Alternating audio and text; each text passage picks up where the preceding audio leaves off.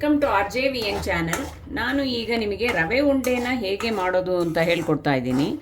ನಾನಿಲ್ಲಿ 2 ಕಪ್ ಆಗುವಷ್ಟು ಚಿರೋಟಿ ರವೆನ ತೊಗೊಂಡಿದ್ದೀನಿ. ಅದನ್ನು ತುಪ್ಪ ಮತ್ತು 2 ಸ್ಪೂನ್ ತುಪ್ಪ ಮತ್ತು ಗೋಡಂಬಿ ಹಾಕಿ ಅದ್ರ ಜೊತೆ ಹುರಿತಾ ಇದ್ದೀನಿ. ಸೊ ಇದು ಸ್ವಲ್ಪ ಚೆನ್ನಾಗಿ ಕೆಂಪಗಾಗಿ ಗಮ್ಮಂತ ವಾಸನೆ ಬರಬೇಕು, ಅಲ್ಲಿವರೆಗೂ ನೀವು ಚೆನ್ನಾಗಿ ಹುರಿಬೇಕು. ಇದು ಚೆನ್ನಾಗಿ ಕೆಂಪಗಾಗೋ ಥರ ಹುರಿದ ಮೇಲೆ ಅದು ನೆಕ್ಸ್ಟ್ ಪ್ರೊಸೀಜರ್ ನಿಮಗೆ ಹೇಳ್ತೀನಿ ಮಾಡಬೇಕಾದ್ರೆ. ಇದು ನೋಡಿ, ಇಷ್ಟು ಇನ್ನೂ ಒಂದು ಸ್ವಲ್ಪ ಕೆಂಪಗಾಗಬೇಕು. ಇದರಲ್ಲಿ ನಾನು ಗೋಡಂಬಿ ಬೇಕಂದರೆ ದ್ರಾಕ್ಷಿ ಹಾಕ್ಕೊಳ್ಳೋರು ಕೂಡ ಹಾಕೋಬೋದು. ನನಗೆ ಗೋಡಂಬಿ ಹಾಕ್ತಾಯಿದ್ದೀನಿ ನಾನು. ಅದಕ್ಕೆ ಈಗ ನೋಡಿ ಒಂದು 4-5 ಪೀಸು ಕೊಬ್ಬರಿ ಹಾಕ್ಕೊಂಡಿದ್ದೀನಿ. ಆಮೇಲೆ ಒಂದು 5-6 ಏಲಕ್ಕಿ ಹಾಕ್ಕೋಬೇಕು. ಈಗ ಮತ್ತು ಸಕ್ಕರೆ ಹಾಕ್ಕೋಬೇಕು. ನೋಡಿ, ಈಗ ನಾನು ರವೆನ ಈ ಥರ ಹುರ್ಕೊಂಡಿದ್ದೀನಿ. ಈ ಕಲರಲ್ಲಿ ಬರಬೇಕು, ಇಷ್ಟು ಕೆಂಪಿಗೆ ಗಮ್ಮಂತ ಬರಬೇಕು. ಇದು ತುಪ್ಪ 2 ಸ್ಪೂನ್ ತುಪ್ಪ ಮತ್ತು ಗೋಡಂಬಿ ಜೊತೆ ಹುರ್ಕೊಂಡಿದ್ದೀನಿ. ಈಗ ನಾನು ಕೊಬ್ಬರಿ ಏಲಕ್ಕಿ ಹಾಕಿದ್ದೀನಿ ಪುಡಿ ಮಾಡ್ಕೊಳ್ಳೋಕ್ಕೆ. ಆಮೇಲೆ ಒಂದು ಸಕ್ಕರೆ ನಿಮಗೆ ಎಷ್ಟು ಬೇಕೋ ಅಷ್ಟು, ರುಚಿಗೆ ತಕ್ಕಷ್ಟು. ಅಂದರೆ ಸ್ವಲ್ಪ ಜಾಸ್ತಿ ಬೇಕು ಅಂದರೆ ಜಾಸ್ತಿ ಹಾಕೋಬೋದು. ನಾನೊಂದು 6 ಸ್ಪೂನ್ ಹಾಕೋತಾ ಇದ್ದೀನಿ.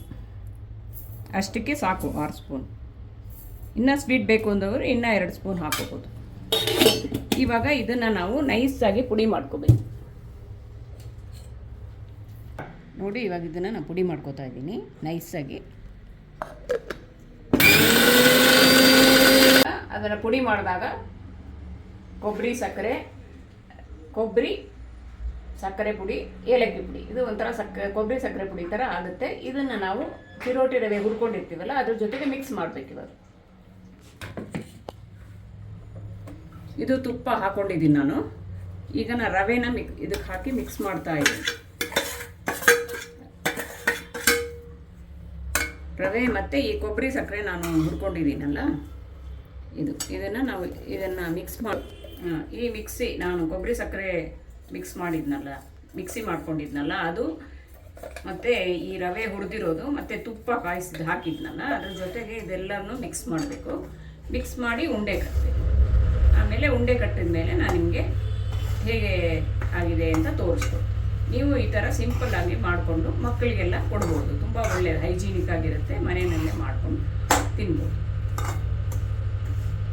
ನಾವು ಉಂಡೆ ಕಟ್ಕೊಳ್ಳೋಣ ಮಿಕ್ಸ್ಚರ್ನ. ಇದರಲ್ಲಿ ಒಳಗಡೆ ಚಿರೋಟಿ ರವೆ ಹುರಿದಿರೋದು, ಗೋಡಂಬಿ, ಸ್ವಲ್ಪ ತುಪ್ಪ ಹಾಕಿದ್ದೀನಿ, ಮತ್ತು ಕೊಬ್ಬರಿ ಸಕ್ಕರೆನ ಪುಡಿ ಮಾಡಿ ಏಲಕ್ಕಿ ಇದಿಷ್ಟನ್ನು ಹಾಕಿದ್ದೀನಿ. ಈಗ ನಾವು ಉಂಡೆ ಕಟ್ಕೋಬೇಕು ಅಂದರೆ ಸ್ವಲ್ಪ ಹಾಲು ಬಿಟ್ಕೋಬೇಕಾಗುತ್ತೆ. ಹಾಲು ಬಿಟ್ಕೊಂಡು ಅದನ್ನು ಕಟ್ಟಬೇಕಾಗುತ್ತೆ. ಇದು ಕಟ್ಟುವಷ್ಟು ಒಂದು ಕನ್ಸಿಸ್ಟೆನ್ಸಿ ಬರಬೇಕು, ಅದಕ್ಕೋಸ್ಕರ. ಈಗ ಇದಕ್ಕೆ ನಾನು ಹಾಲು ಮಿಕ್ಸ್ ಮಾಡಿದ್ದೀನಿ. ಈಗ ನಾವು ಇದನ್ನು ಉಂಡೆ ಥರ ಕಟ್ಕೊಳ್ಳೋಣ. ಈಗ ಇದು ಉಂಡೆ ಕಟ್ಟೋ ಒಂದು ಕನ್ಸಿಸ್ಟೆನ್ಸಿಗೆ ಬಂದಿದೆ. ಈಗ ನೋಡಿ, ನಾನು ಇದು ಅಂದರೆ ಸ್ವಲ್ಪ ಆರಿದ ಮೇಲೂ ಕಟ್ಕೋಬೋದು. ಇದು ಸ್ವಲ್ಪ ಆರಿದೆ, ಕೈ ಕಟ್ಟೋ ಥರ ಒಂದು ಇದು ಬಂದಿದೆ. ಸೊ ಇವಾಗ ನಾನು ಇದನ್ನು ಕಟ್ಬಿಟ್ಟು ನಿಮಗೆ ಕೊಡ್ತೀನಿ ಹೇಗಿದೆ ಅಂತ. ನೀವು ಒಂದು ಸತಿ ಮಾಡಿ ನೋಡಿ. ಈ ಥರ ಕಟ್ಟಬೇಕಾಗತ್ತೆ. ಅದು ನಿಮಗೆ ಕಟ್ಟೋ ಥರ ನಿಮಗೆ ಬರಬೇಕು. ಅಷ್ಟು ನೀವು ತುಂಬ ಹಾಲು ಹಾಕ್ಕೋಬಾರ್ದು. ಈ ಥರ ಇದನ್ನು ನೀವು ಫ್ರಿಡ್ಜಲ್ಲಿ ಇಟ್ಕೊಂಡು 1 ವಾರ ಫ್ರಿಡ್ಜಲ್ಲಿ ಇಟ್ಕೊಂಡು ತಿನ್ಬೋದು. ಹೊರಗಡೆ ಇಟ್ಟರೆ ಸ್ವಲ್ಪ ಕೆಡೋ ಚಾನ್ಸಸ್ ಇರುತ್ತೆ, ಯಾಕಂದರೆ ಹಾಲು ಬಿಟ್ಟಿರ್ತೀರಲ್ಲ. ಸೊ ಅದಕ್ಕೆ ನೋಡಿ, ಈ ಥರ ಕಟ್ಟಬೇಕಾಗುತ್ತೆ.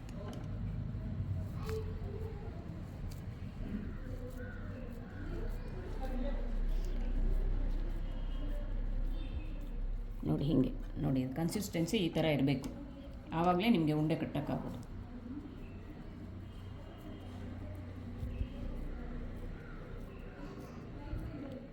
ನಿಮಗೆ ಈ ವಿಡಿಯೋ ಇಷ್ಟ ಆಯಿತು ಅಂದರೆ please like, share and subscribe ಮಾಡಿ.